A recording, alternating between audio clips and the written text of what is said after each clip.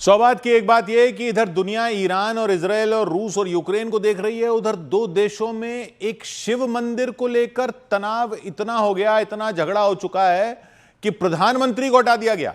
जी, प्रधानमंत्री की कुर्सी चली गई। सेनाएं बॉर्डर पर तनकर खड़ी हैं। लड़ाई है शिव मंदिर की, पता है नहीं पता? चक्कर यह है कि नजरें पश्चिम की तरफ इतनी लगी रहती हैं हमारी कि अपने बगल में पूर्व में क्या हो रहा है वो देखते ही नहीं है। थाईलैंड की प्रधानमंत्री को हटा दिया, ये तो शायद आपने सुना हो, लेकिन शिव मंदिर की लड़ाई पता है? तो पहले तो यह समझ लेते हैं कि हुआ क्या है। थाईलैंड की प्रधानमंत्री पेटंगटॉन श्रीनिवात्र को अपनी कुर्सी छोड़नी पड़ गई। शिव मंदिर का चक्कर क्या है वो भी समझते हैं, लेकिन पहले तो यह जान लीजिए कि खबर यह है कि थाईलैंड की प्रधानमंत्री थी पेटंगटॉन श्रीनिवात्र, उनको हटा दिया गया। क्यों हटा दिया गया? क्योंकि उनकी एक फोन कॉल का ऑडियो लीक हो गया था। उस फोन कॉल के ऑडियो में ऐसा क्या था, यह समझने के लिए थोड़ा सा वहां का मसला क्या है यह समझना पड़ेगा। क्या है कि जो प्रधानमंत्री थी अभी तक थाईलैंड की, जिनको अदालत ने हटा दिया, उनके पिता भी प्रधानमंत्री थे और थाईलैंड का पड़ोसी देश है कंबोडिया। कंबोडिया के साथ बॉर्डर को लेकर पुराना झगड़ा है थाईलैंड का। तो थाईलैंड की प्रधानमंत्री कंबोडिया के एक नेता से फोन पर बात कर रही थी। कंबोडिया के वो नेता उनके पिता के पुराने दोस्त रहे थे, तो फोन पर वो उनको अंकल अंकल कहकर बात कर रही थी और उनसे कह रही थी कि थाईलैंड की सेना को अब छोड़िए, आप मुझसे बात कीजिए, बताइए बॉर्डर की प्रॉब्लम का क्या करना है, इस मसले को हल करते हैं। ये फोन कॉल का ऑडियो रिकॉर्ड हो रहा था, वो लीक हो गया। बवाल मच गया थाईलैंड में कि ये क्या। वहां के लोग बोले कि एक तो हमारे देश की प्रधानमंत्री कंबोडिया के नेता को अंकल अंकल बोल रही है, ऊपर से कह रही है कि सेना को छोड़िए, बॉर्डर की बात करते हैं। तो ये तो अपने ही देश के खिलाफ बात कर रही है।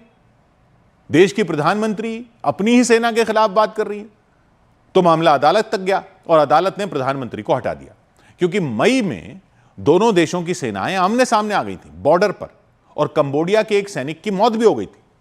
तो कंबोडिया के साथ थाईलैंड का तनाव चरम पर चल रहा है। वैसे तो इसमें भी यह माना जाता है कि चीन आग में घी डाल रहा है। कंबोडिया की सेना को चीन का समर्थन माना जाता है और बॉर्डर की लड़ाई है, बॉर्डर की लड़ाइयों में चीन का अपना एंगल रहता ही है। तो थाईलैंड और कंबोडिया के बॉर्डर की लड़ाई में ऐसा माना जाता है कि कंबोडिया को चीन सपोर्ट कर रहा है थाईलैंड के खिलाफ।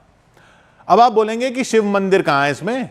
है ना, असल में जिस जगह की लड़ाई है वो 1000 साल से पुराना शिव मंदिर ही है।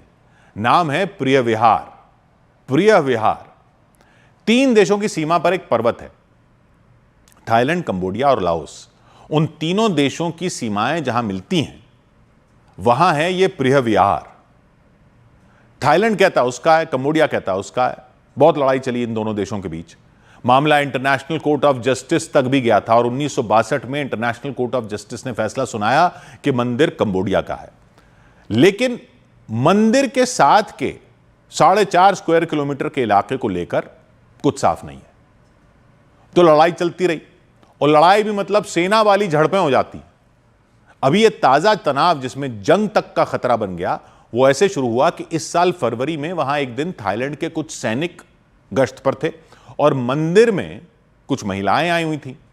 महिलाओं ने क्या किया कि जोर जोर से कंबोडिया का राष्ट्रगान गाना शुरू कर दिया थाईलैंड के सैनिकों के सामने। तो थाईलैंड ने यह मान लिया कि उसकी सेना को उकसाने के लिए या चिढ़ाने के लिए जानबूझकर कंबोडिया का राष्ट्रगान उसके सैनिकों के सामने गाया गया। बस तभी से तनाव फिर से बढ़ता चला गया प्रिय विहार को लेकर। थाईलैंड में जनता रोष में आ गई कि अब की बार ले ही लो यह मंदिर कंबोडिया से। बॉर्डर पर सेनाएं आमने सामने आ गई। जैसा बताया कि कंबोडिया की सेना को चीन का साथ माना जाता है, तो झड़पें शुरू हो गई दोनों सेनाओं में और मई महीने में तो कंबोडिया के एक सैनिक की मौत हो गई। तो जंग के ही आसार बनने लग रहे थे, ऐसा लग रहा था। अब इस माहौल में थाईलैंड की प्रधानमंत्री का फोन करना कंबोडिया के नेता को और उनको बोलना अंकल, और बोलना कि अंकल आप थाईलैंड की सेना को छोड़ो, वो मैं देखती हूं, आप बताओ बॉर्डर का क्या करना है। तो ये फोन कॉल लीक हुई तो प्रधानमंत्री की कुर्सी बचना तो वैसे ही मुश्किल था। अदालत ने उनको हटाने का आदेश दे दिया। अब आप कहोगे कि चलो ये तो थाईलैंड और कंबोडिया की खबर हुई, लेकिन ये शिव मंदिर वहां आया कैसे? तो वो क्या है, ये इलाका है कंबोडिया और थाईलैंड के बॉर्डर का, और लाओस का बॉर्डर भी वहीं पास में है। जैसे भारत पर अंग्रेजों का राज होता था, वैसे ही इस इलाके पर फ्रांस का राज होता था। तो फ्रांस के राज के टाइम में नक्शे जो बने थे उनमें इस वाले इलाके की कोई क्लैरिटी पूरी नहीं दी गई थी। जैसे अंग्रेज भी कई जगह नक्शे की लड़ाइयां छोड़कर गए, वैसे ही वहां फ्रांस वाले नक्शे की लड़ाइयां छोड़ गए। तो ये वहां बॉर्डर पर डांगरेक पहाड़ों का इलाका है। उन पहाड़ों में एक 525 मीटर ऊंची चट्टान है। उस चट्टान पर है भगवान शिव का शिखरेश्वर अवतार, यानी शिखरेश्वर महादेव का मंदिर प्रिय विहार। पता है आपको? आपको ना पता हो लेकिन यूनेस्को को अच्छी तरह पता है। यूनेस्को की वर्ल्ड हेरिटेज साइट है। माना जाता है कि यह 9वीं शताब्दी से 11वीं शताब्दी के बीच, जब वहां खमेर राजवंश का राज था, खमेर राजवंश था वहां पर, उसका राज था, उस समय बनाया था यह खमेर राजाओं ने।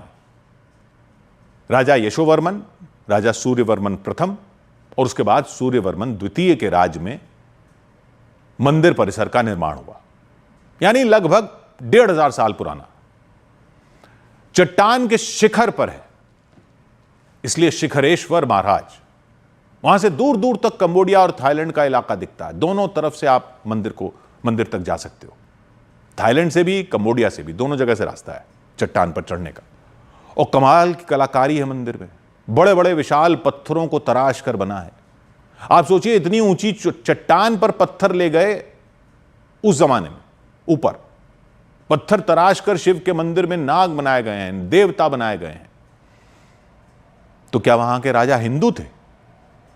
असल में हिंद महासागर के जरिए इधर तमिलनाडु की तरफ से तब बहुत व्यापार होता था, तमिलनाडु से आगे दक्षिण पूर्व एशिया में।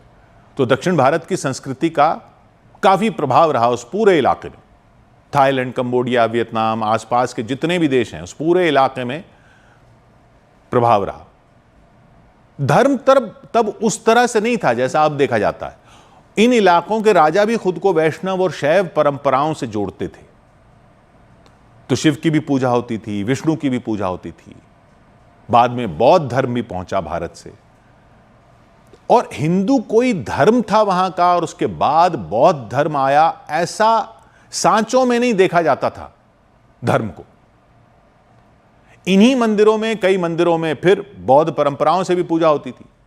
ये तो किताब से जुड़े धर्म जब आए तब यह फर्क पैदा हुआ कि ये जो पहले पूजा पद्धति थी या जो परंपराएं थी या जो पंथ था वो हिंदू धर्म था।